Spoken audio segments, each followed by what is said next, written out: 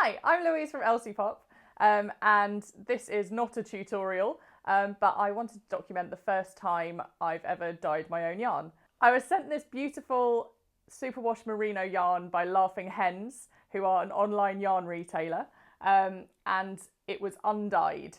So I thought I'd give it a go at dyeing my own yarn, and after a bit of internet research, I decided to do this with some food colouring and some vinegar, which is all pretty easy stuff to pick up. I picked it up in the supermarket, and it was surprisingly easy. So I documented the process, and here's how I did it. We're dyeing this lovely rooster yarn from laughingHens.com. It is a superwash merino, and it is absolutely squishy and lovely. Undyed. I've been having a good look on the internet about how to dye this stuff because it's my first time, and I need distilled vinegar and I need some gel food colours. So I've gone for ultraviolet and sky blue. I think some kind of combo of those is probably going to be really pretty. So first off, what we need to do is soak the yarn. We need to soak the yarn before we dye it. So we've covered it in room temperature water because cold water or hot water may felt it, and we obviously don't want that to happen. We also need to add some vinegar. It's not vodka, because this helps prepare the natural fibres for receiving the yarn. So I'm just going to mix that in there, and we need to leave this to soak for around 30 minutes. We're going to set up our dye bath now. So for this, it needs to be in a pan. Very graceful. So I'm going to put a little bit more water in this, and we need to put some more vinegar in too. Another shot of vinegar. So now we need to add the food colouring. This is the fun bit. So I need to snip the end of the tube with the scissors. Done. And put some drops in. Here goes.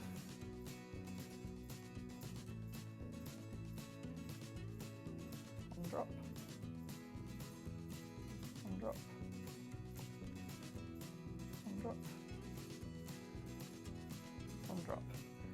And agitate.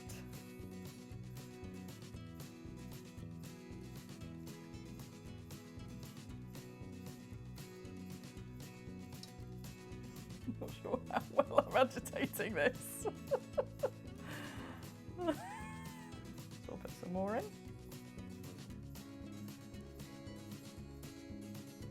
I wanted to go for a variegated look, so I'm also going to use the other colour I have, which is sky blue. Helps if I take the top off before I snip it.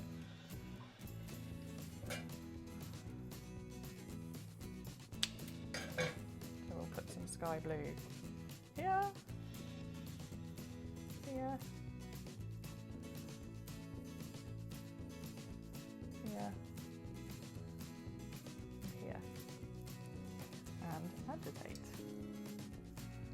I can definitely see some colour going in there.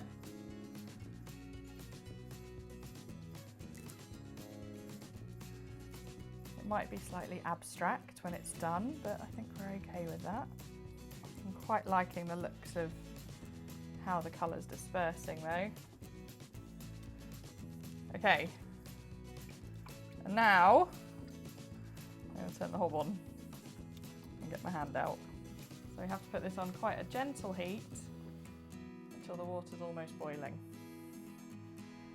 So we are nearly boiling, definite, almost bubbling. So I'm going to take it off the heat and leave it to cool to room temperature. And then once it's at room temperature, we need to rinse it. I've hung the yarn out to dry after rinsing out the excess dye and vinegar in a colander over the sink. I used room temperature water for this, again, just to make sure that I didn't felt the yarn. And now I'm going to have to leave it to hang overnight because it's dripping wet. I can't wait to see the results in the morning. So here's another look at how the yarn turned out when I put it all in a centerpool ball. You can see I've got some nice little splashes of each colour through there, and that's kind of the effect I wanted. I really like a subtle variation in my yarns. I think if you wanted to have a solid colour, you'd need significantly more food colouring than I used. But all in all, I'm really happy with the effect. So, thanks for watching. I'm really happy with the way my first ever hand-dyed yarn turned out. Thanks again to Laughing Hens for sending me the sample. I'm going to put a link to their site in the description below. And I'm hoping to make a few more videos on this channel, all around crafty stuff, mostly crochet and knitting. Go and have a look at my blog, elsiepop.com, to see a little bit more about the kind of stuff I'm into. Contains a few cats, so warning. And if you liked the video, please give me a thumbs up and subscribe to the channel. Thanks again. Bye.